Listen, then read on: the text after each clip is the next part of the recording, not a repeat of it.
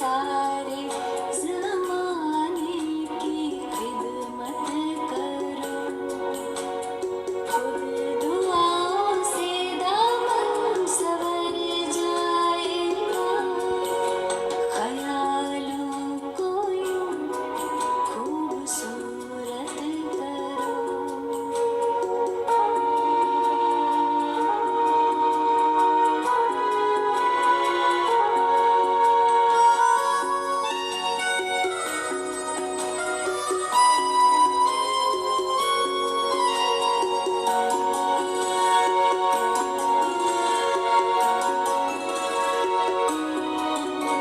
ख्याल कीमती है, यूं न जाया करो, अश्कों को न बेवजह बहाया करो, मुंतज़िर हो खुदा की फ़क़त याद में, भूल कर न किसका दिल दुखाया करो, मुश्किलें मिटा देगा वो मुश्किल कुज़ा, मुश्किलें मिटा देगा वो मुश्किल कुज़ा, रूह में वो ताकत भर जाएगा, ख्यालों को यूं खूबसूरत करो,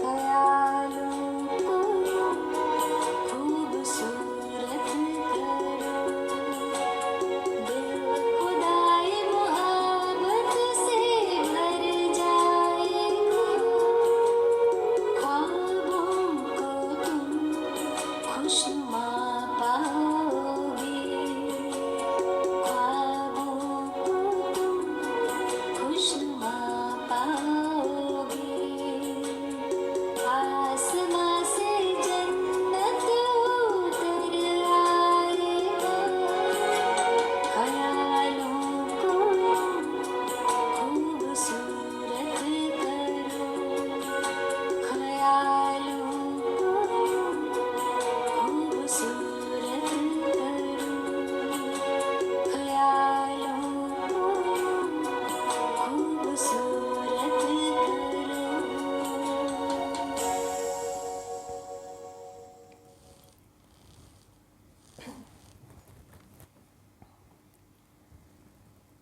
Om Shanti. Let's begin with some moments of reflection.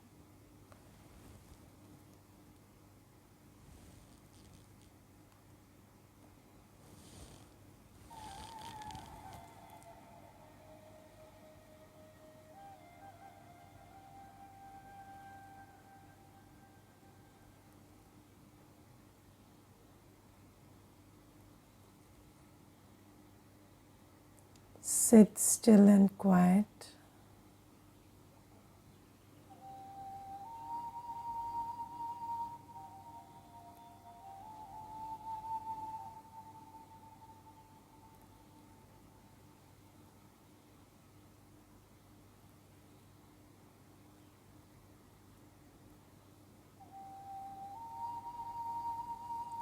Allow your body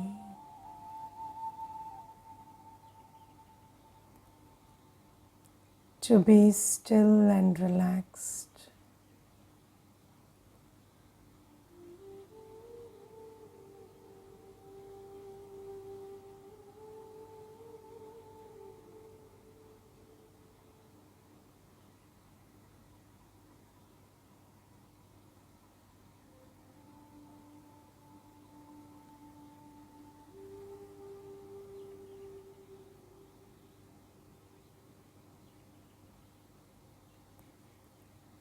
Bring your attention to each part of your body.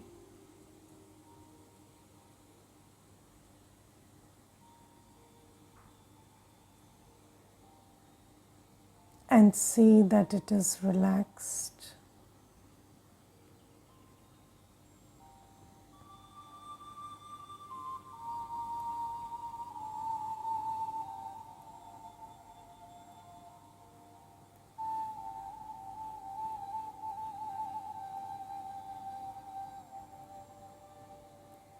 starting from the feet,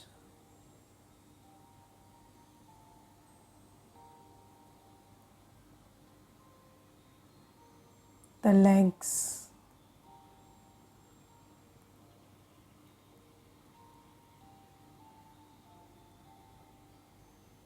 the shoulders,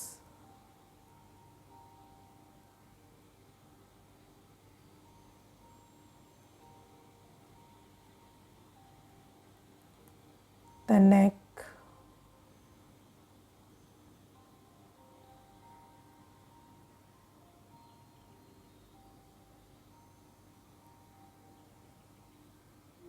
and every muscle on the face.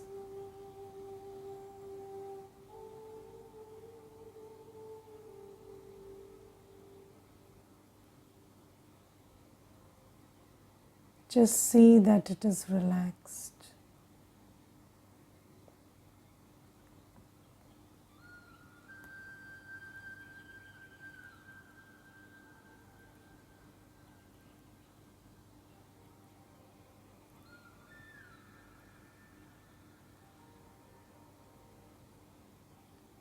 Now go deeper into your inner world.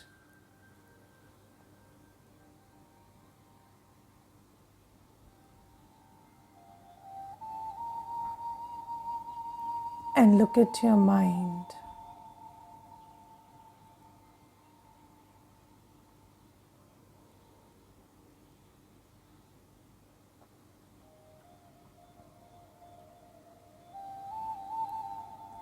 There are thoughts coming and going in the mind.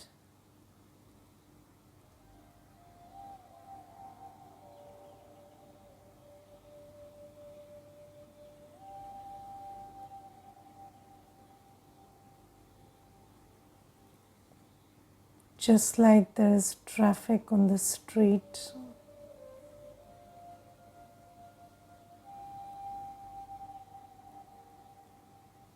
there is traffic in the mind.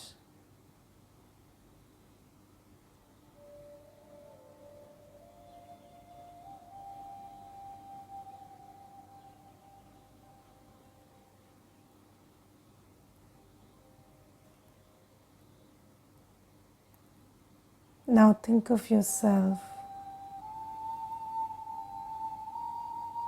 as somebody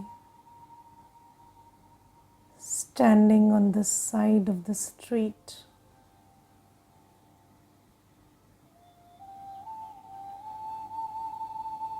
and observing the traffic.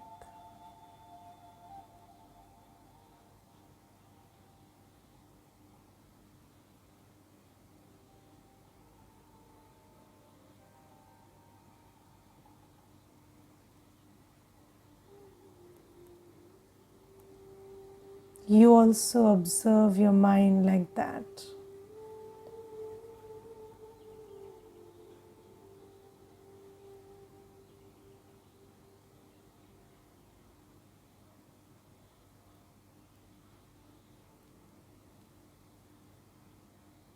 You are not the mind.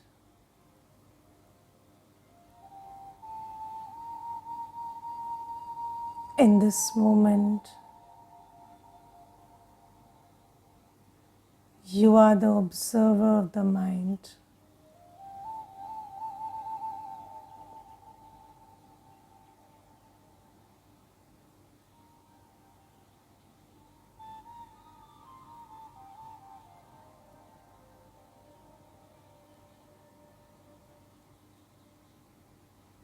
As you observe the thoughts come and go,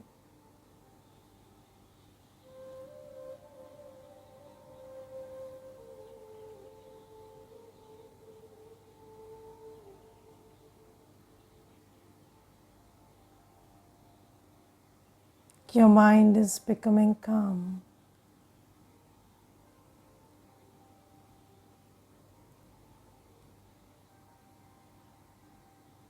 You, the observer,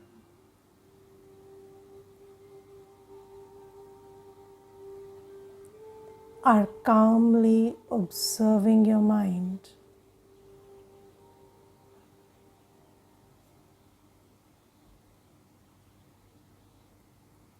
And this calm observation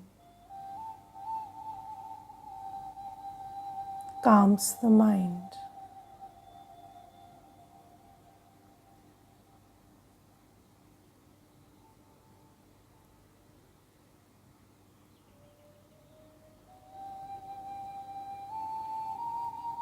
You are in peace.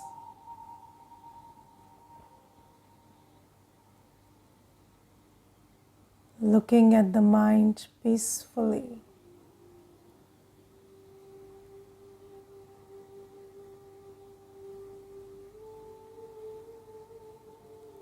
And the mind is becoming peaceful.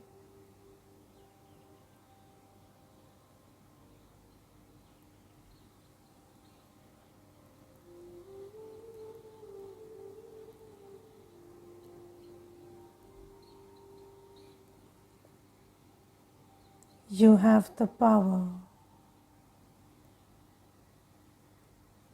to relax your body and calm your mind.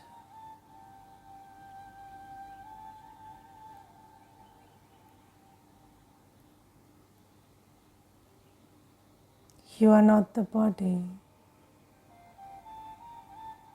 You are not the mind.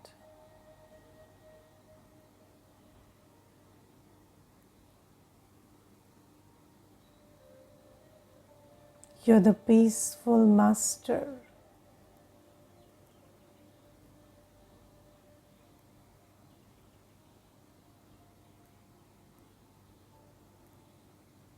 Making everything peaceful.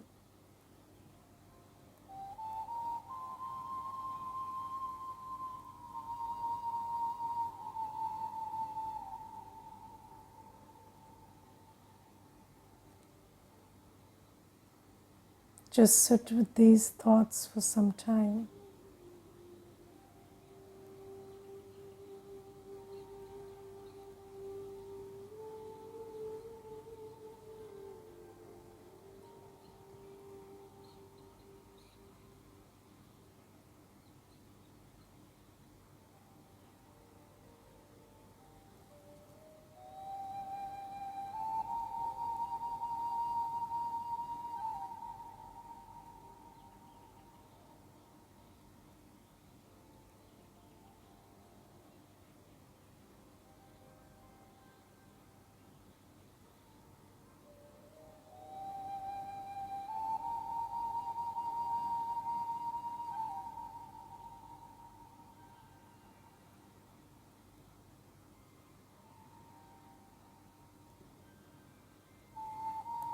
Om Shanti.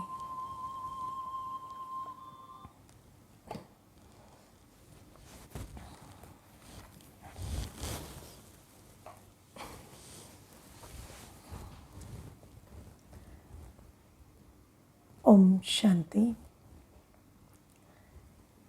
Yesterday, we understood that our thoughts create our destiny.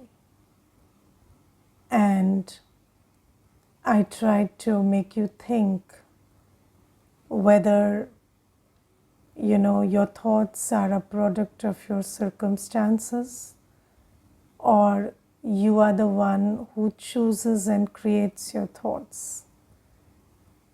Now, today we will think about life and the experience of life and its connection with thoughts, attention, perception, and other stuff. So, before we begin, I would just like you to have a small exercise. If I asked you, what is your life like right now? Just describe in one word. Right now, what is your life? My life is dash. great, wonderful, lovely, whatever you want to say, or you want to put some other adjective to it, just write on the chat box, and I would, without the names, I would just read it. So good. So somebody wrote the life is good. And then blessing, happy. And then what else? Wonderful, better and happy, wonderful. Okay. And what else? My life is blissful. Yes. Calm and beautiful. Good, wonderful, fine. Okay.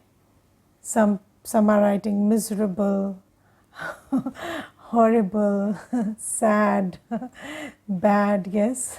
So my life is better day by day. My life is a chaos, stressful, peaceful, confusion, lazy and over expecting. Okay. Stormy, and one part is blissful and the second part is stormy. Okay. Disciplined, my life is with knowledge. Okay. Thank you so much. So you see, when you use these adjectives, so suppose I tell you your life is, when you said my life is wonderful or great, then I tell you, you're very fortunate, everything is working in your favor, so your life is great. Is that true? Yes. So maybe not and maybe so. So the question is my life out there or is my life here? Where is my life?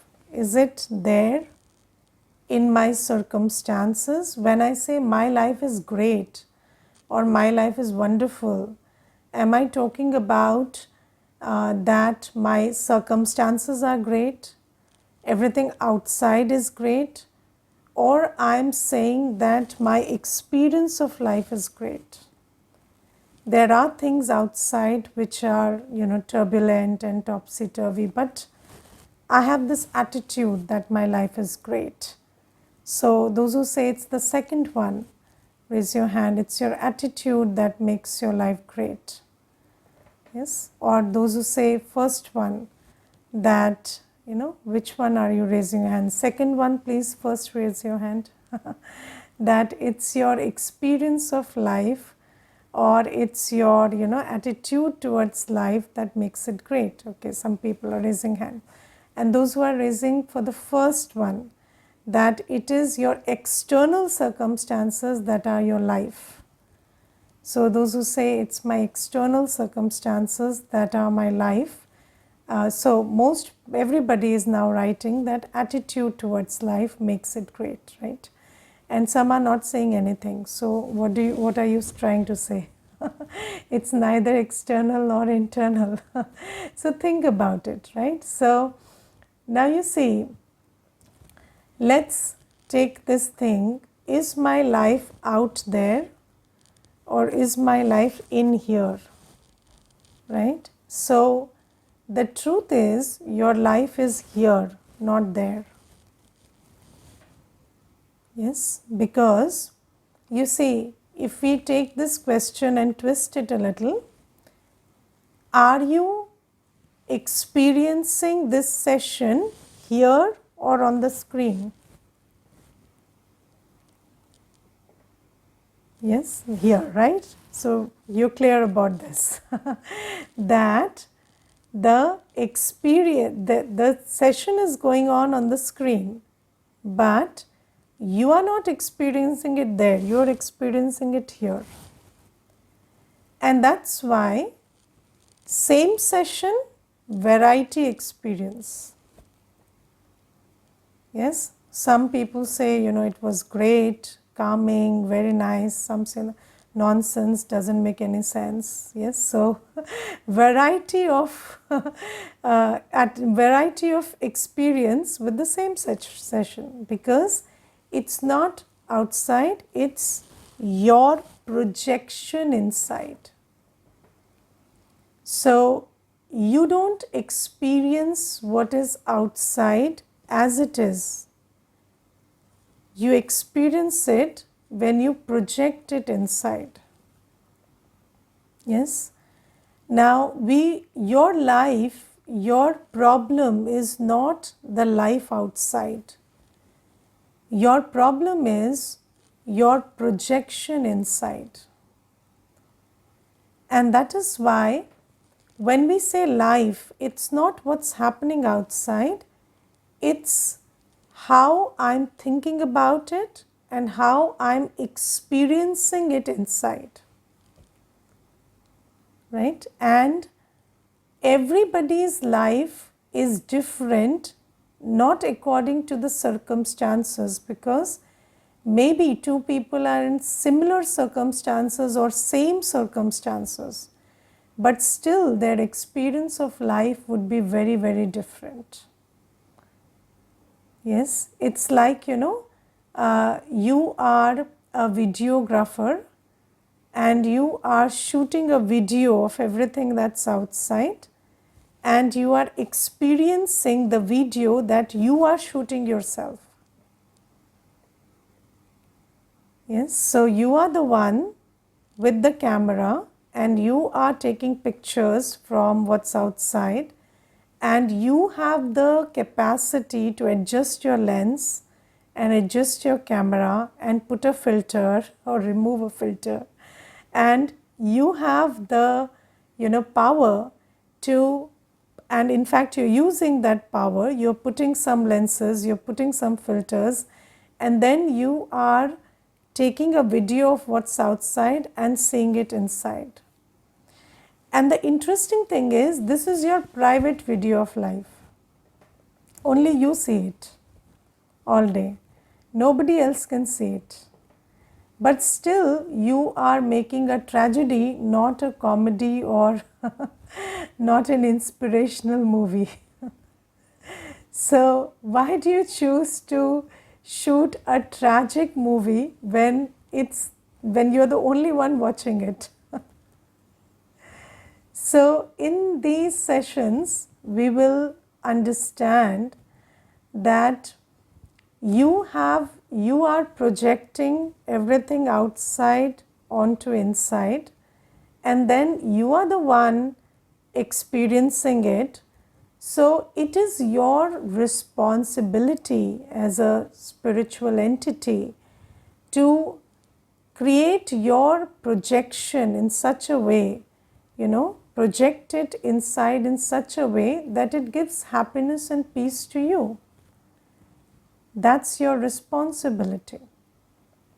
Yes, and doesn't matter what is outside, what matters is how you project it inside.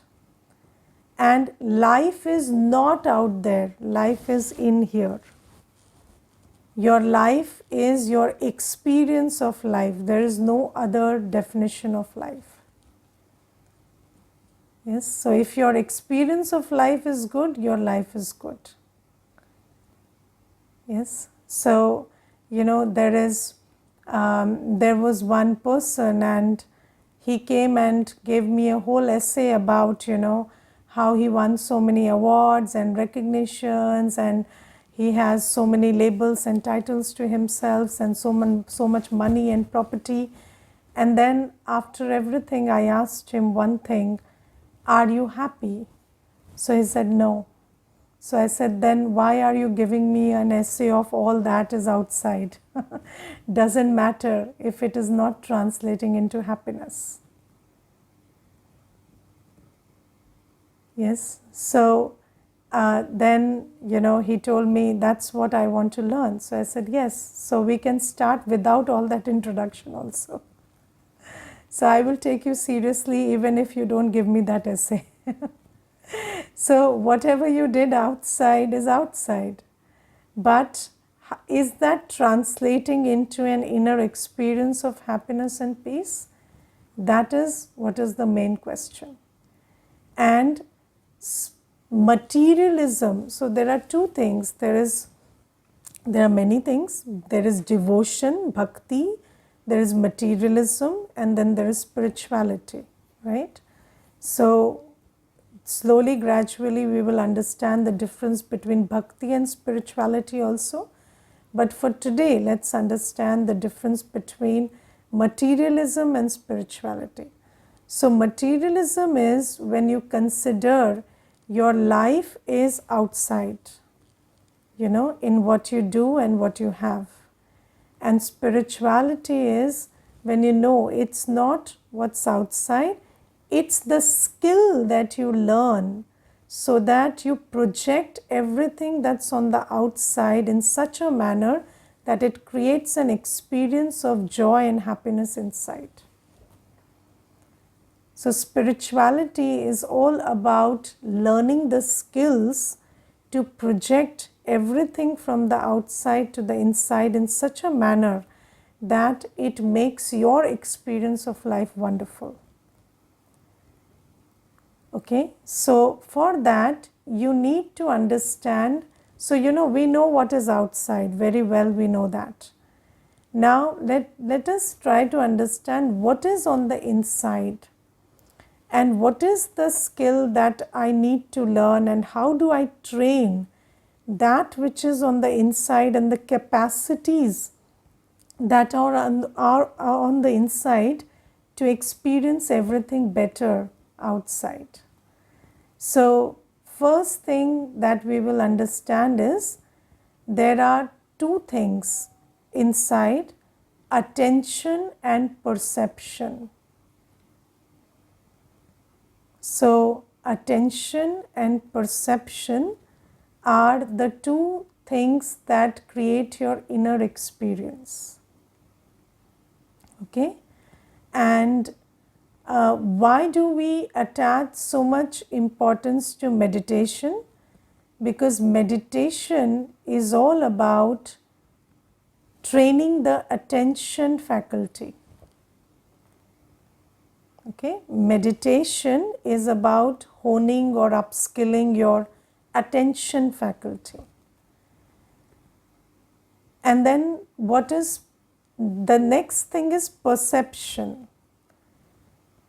And we need spiritual knowledge, because knowledge colors your perception. Yes, how you see things depends on your knowledge. Yes, your vision, your perception of everything, it depends on your understanding or knowledge. And that's why in these sessions there is a combination of meditation and knowledge, because these are the two things that need to be trained: attention and perception.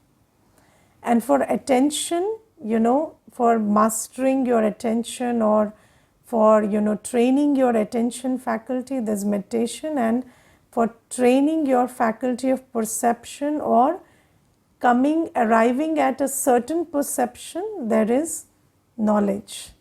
You see, just think about our perception of food over the years. Yes, so earlier food was considered in the early times as something that fueled the body. Yes, and then it came to be considered as something that is for taste and pleasure. And then now the thing is, food is all about vitamins, minerals, carbohydrates, fats and everything, and then you're breaking it down into that. And when you look at a plate, you see so much carbs, so much fat, so much protein, and you are consuming it like that. And then when you are a spiritual person, you look at food as vibrational energy. So it's all about, it's your knowledge, your awareness, your whatever you know about things, it colors your perception. Yes, when you go to school, you learn science, it changes your perception of how you see the world. I will tell you, as a kid, I thought that God is operating the light bulb and the fan, and God is making it move, and I had this fancy idea about how the world is operating. And I really felt like God is sitting behind the light bulb and lighting it. And I used to think like that. But then I studied and I understood that no, it's run by electricity. And then I had a more, I had a different view of everything. And then there are many things which I have not studied, so I look at it differently. But, a doctor would look at a disease differently. I would look at it differently. Because it depends on what you know. What you know is what you see. You don't see what you see what you know. Yes, if you don't know something, you can't see it. Can you? So if you don't know something, you really can't put your finger on it that this is this, because you don't know it.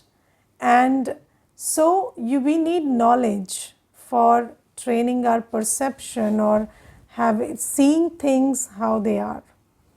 And then science is doing it, literature is doing it, all the study that we are doing is doing it. But still there is something in our perception which is lacking, because of which we are not able to have a great experience of life. The eyes don't see what the mind doesn't know. That's absolutely true. Yes, and if you want to just understand this a little more, then you see there is nothing like objective reality. There is absolutely nothing like objective reality. There is, this objective reality is a myth. Reality is always subjective. It depends on what you know and where you pay attention to. Yes, so you may say my life is great, and another person would say no, your life is miserable. Yes, or you may say my life is miserable and another person would say your life is great. So it's all about, subjectivity. What you know, what you see, how you feel, it's all subjective. Somebody will say, rains are good, rains are great, pleasant. Somebody says, no, rains are a mess. They create everything, they create a mess around you. Rains are not good. So there is nothing on which everybody would agree. And so there is no objective reality. Okay. Now, having said that, let's come to these two things, attention and perception. So first thing, ask yourself, what are you paying attention to?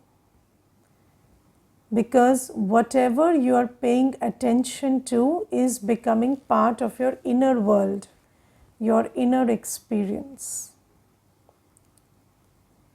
Yes, so where is your attention? So you see, in this world right now, at this very moment, there are millions of events going on.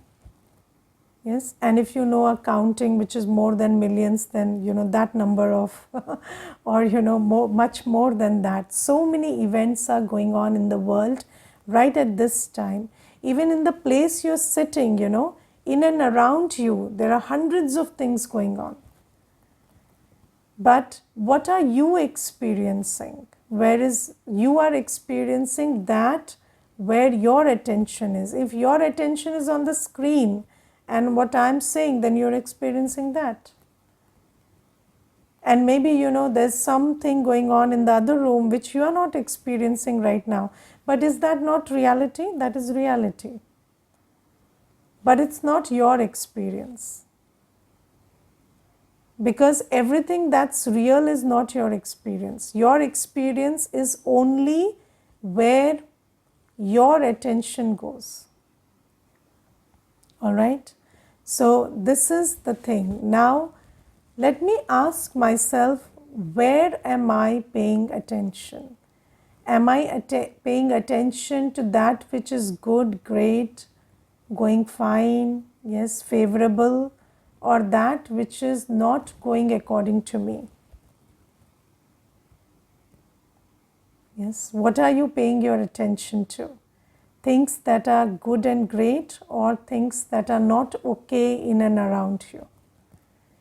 Yes. So there is a habit of attention also.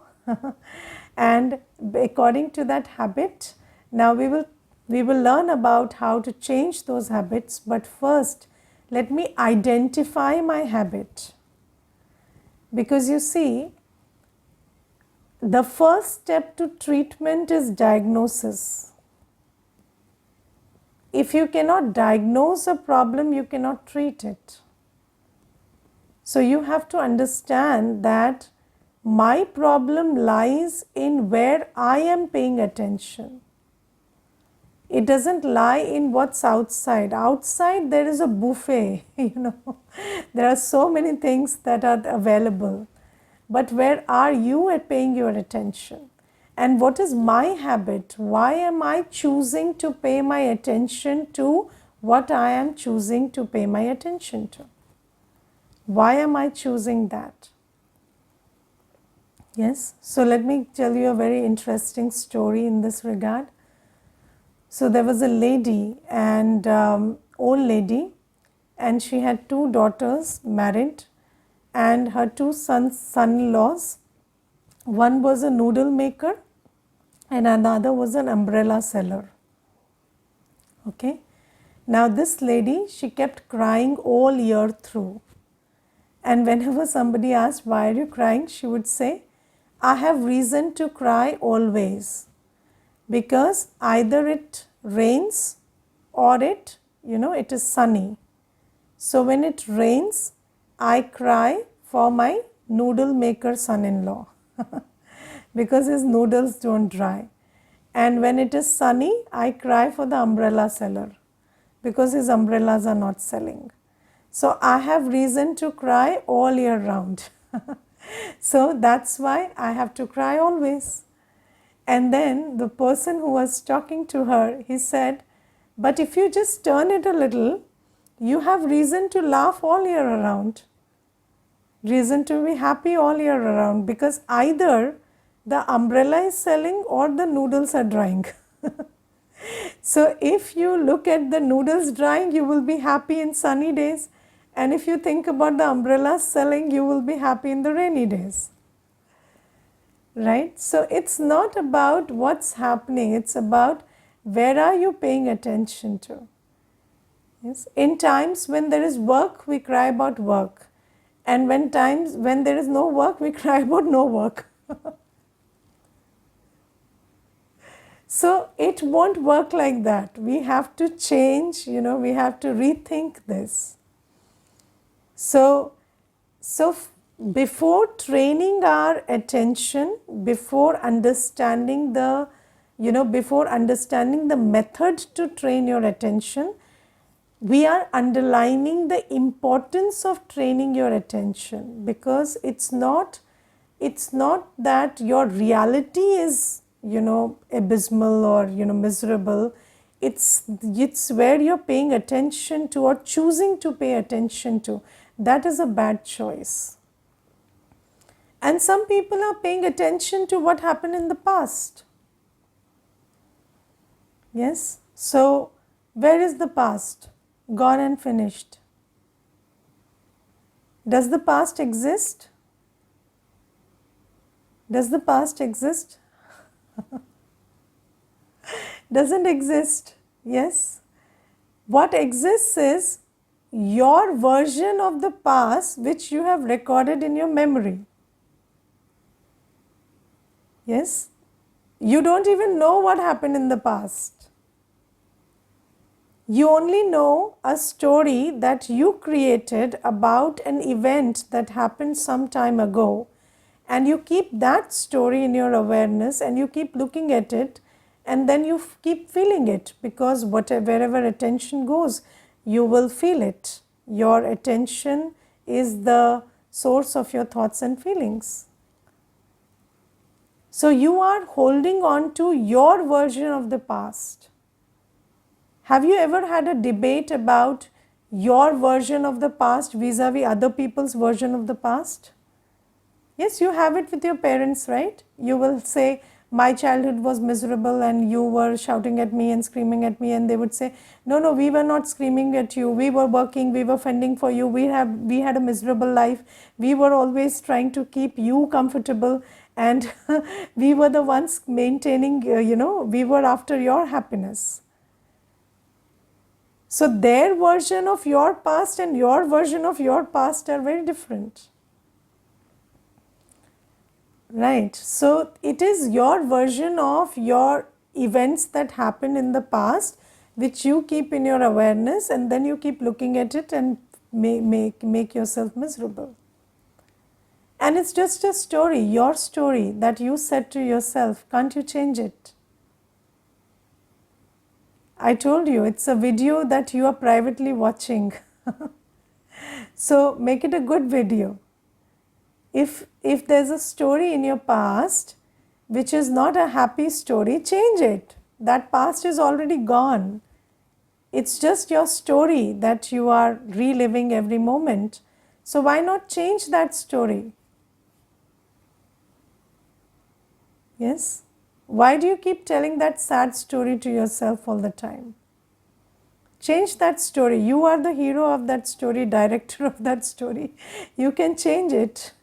Tell yourself, my past was great. Parents loved me a lot, only I couldn't see it. Everything happened very nice and smooth. Everything was in my favor. What is the big deal? Anyways, it's gone. It doesn't exist. Yes? So, why are we so attached to our version of the past? You know why? You know why we are so attached to our sad story about the past?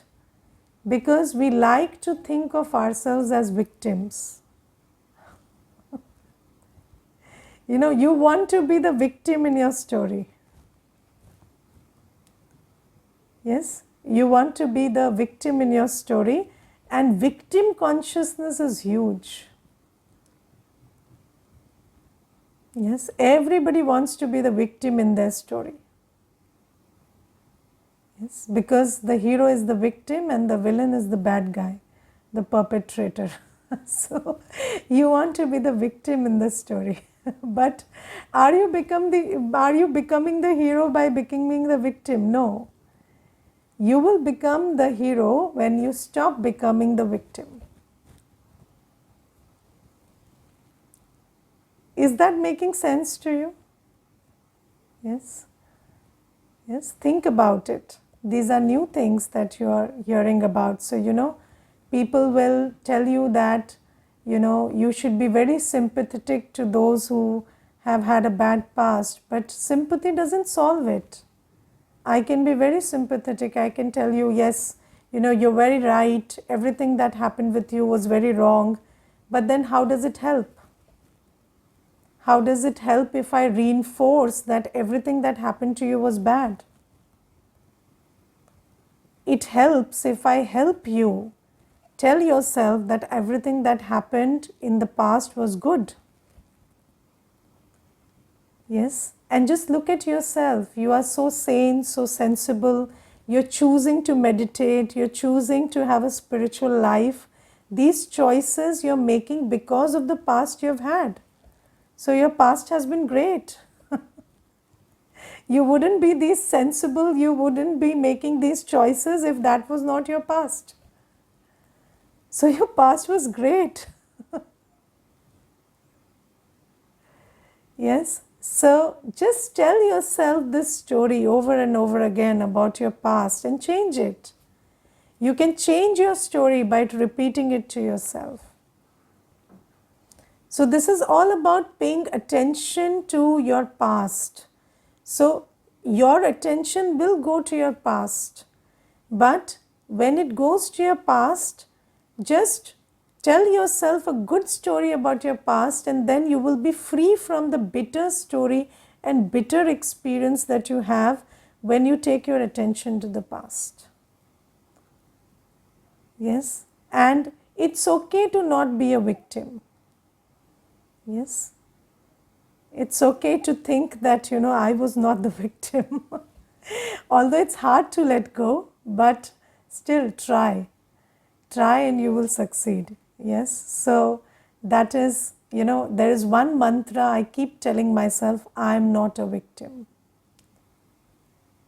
Whatever happened to me, I did to myself. And only then can I have the power to change it. If somebody else did it to me, how can I change it?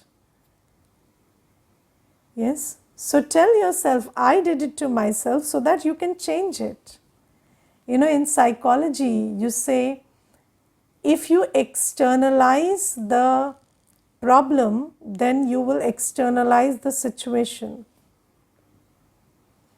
If you say the problem is outside, then the solution is also outside, and then you can do nothing about it.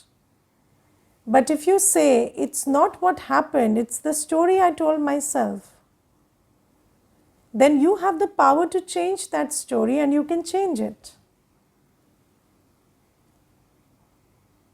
Yes, so this is a very good method to get rid of, all the bad experiences that you have when you revisit your past.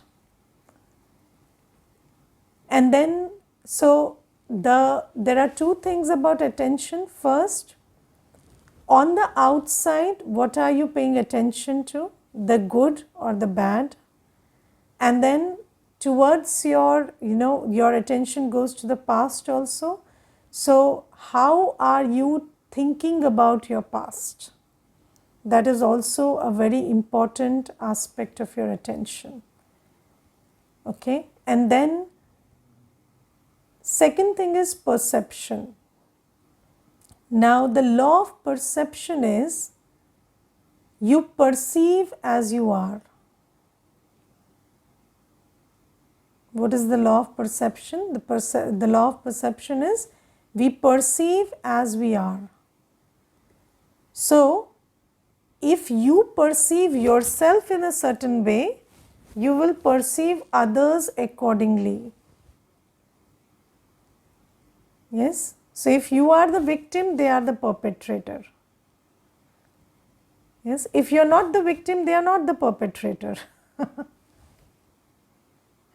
Got it? So we perceive as we are.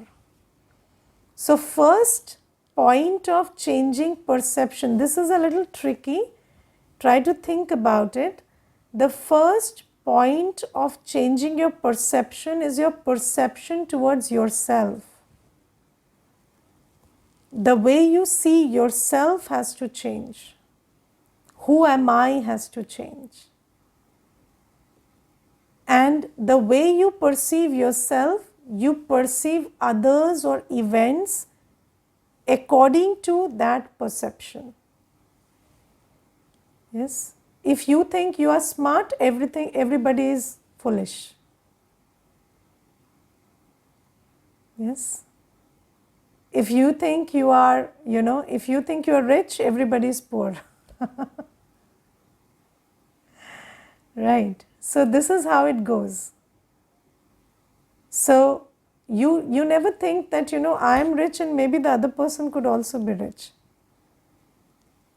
Because you think, I am the only rich person. Or, it could be the other way also. If you think you are rich, everybody is rich, and then you don't understand their problems. That also happens. So it is your perception, whether it is ego based or otherwise, that we will discuss later. But it is your perception of yourself which colors your perception of others. Okay, so your perception is, you perceive as you are, and then there are 4 questions about perception that we have to solve. Write down these 4 questions. These are the crux of spirituality. First, who am I? Who am I is the main question. Second is, who do I belong to?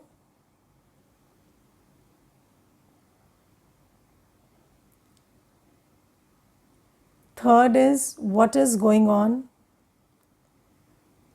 your sense of what is actually going on around you. And then fourth is, what is my purpose, or what do I have to do?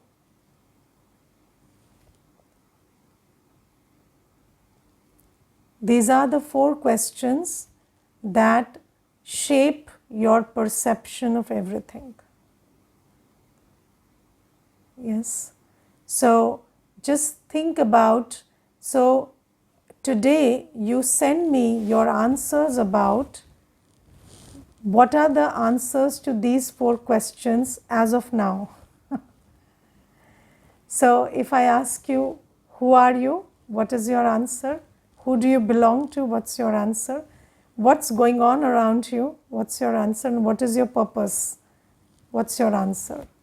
This is the problem. This is the seed, that is the seed of all your problems. This is where you need to work.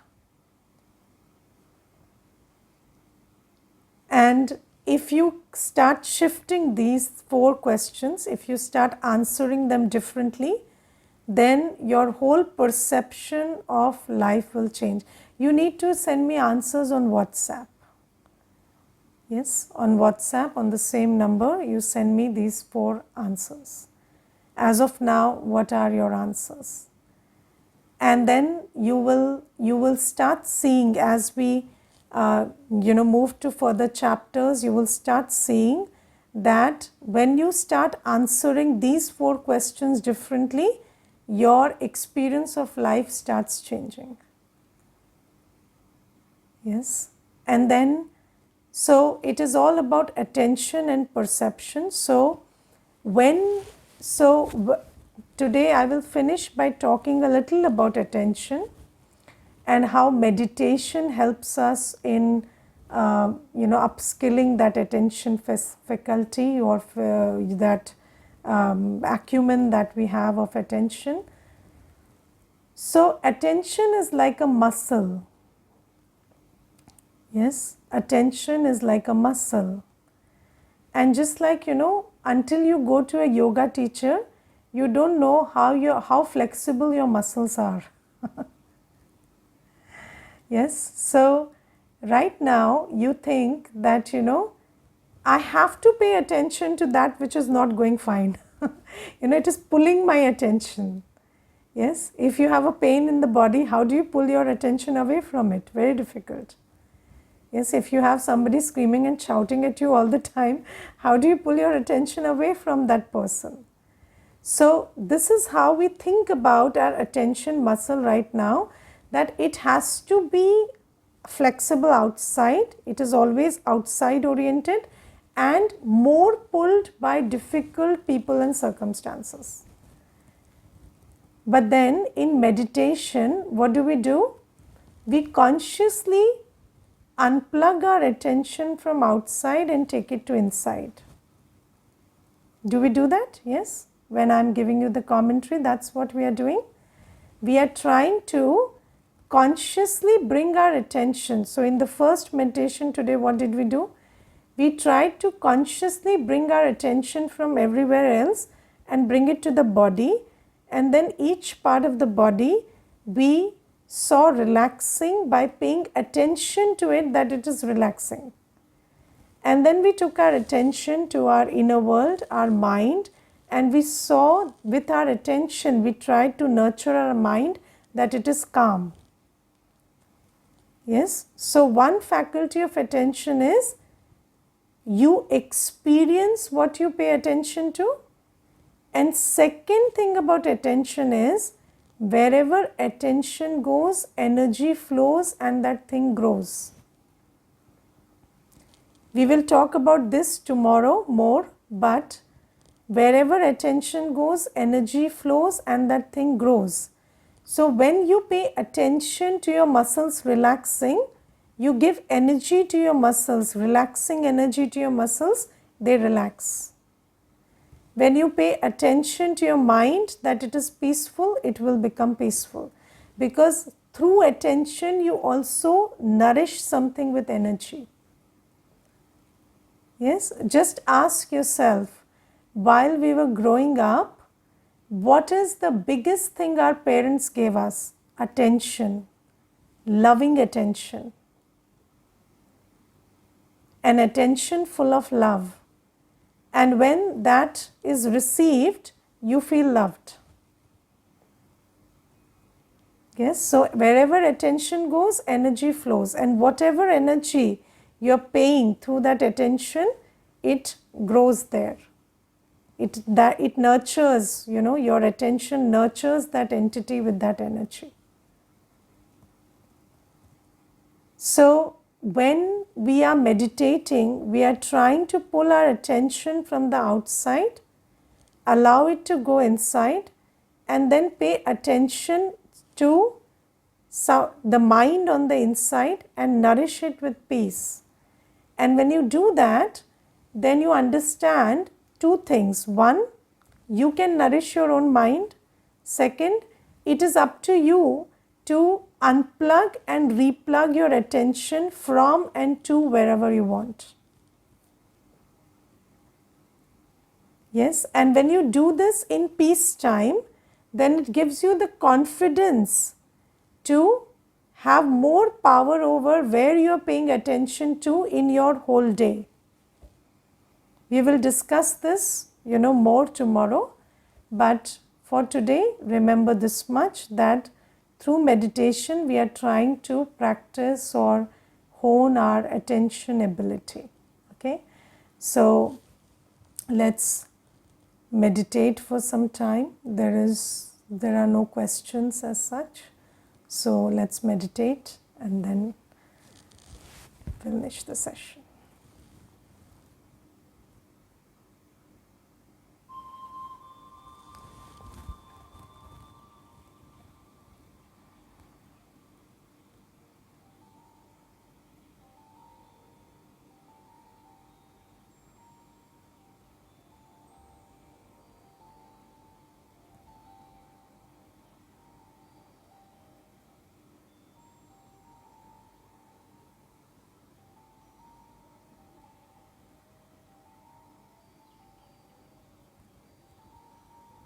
As I sit still,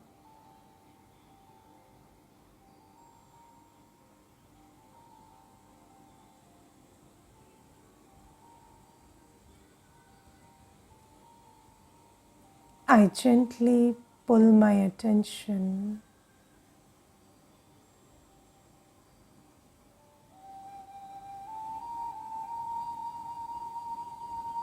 away from the external world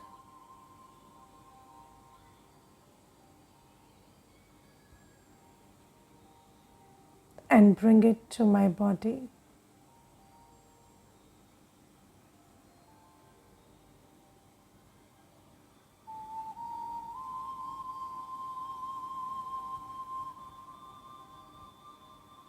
I see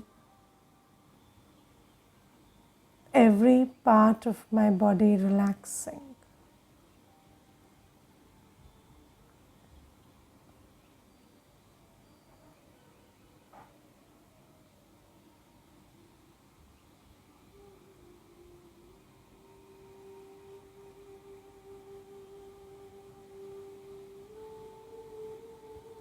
I am nurturing this whole body with peaceful attention.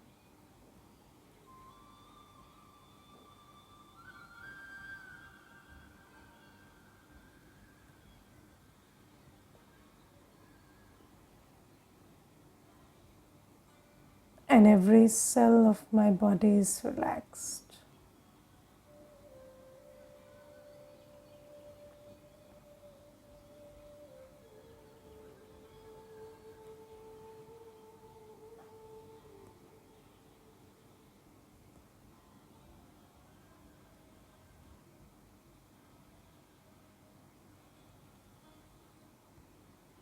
Now I take my attention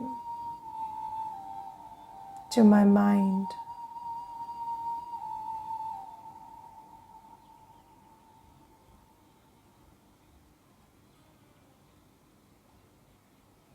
and give the energy of peace to my mind.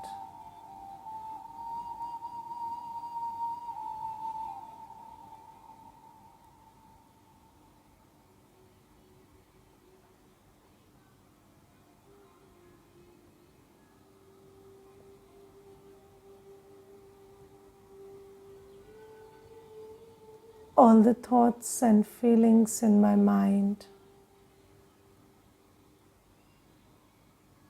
are turning peaceful.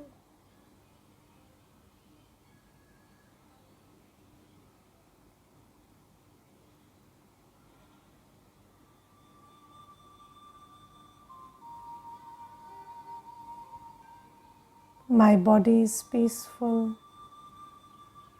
My mind is peaceful.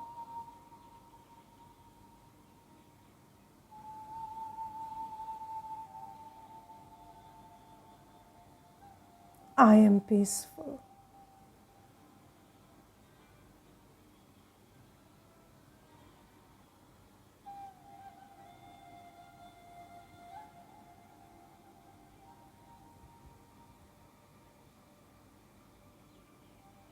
Just sit with these thoughts for some time.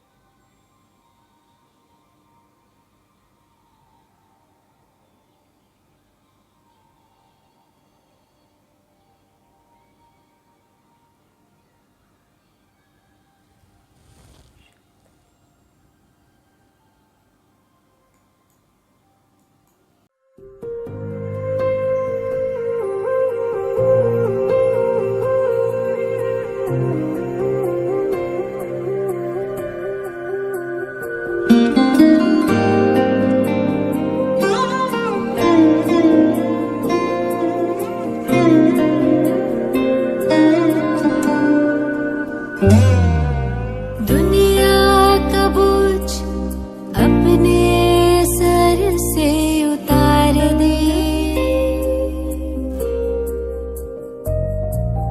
समर्थ को सौंप सब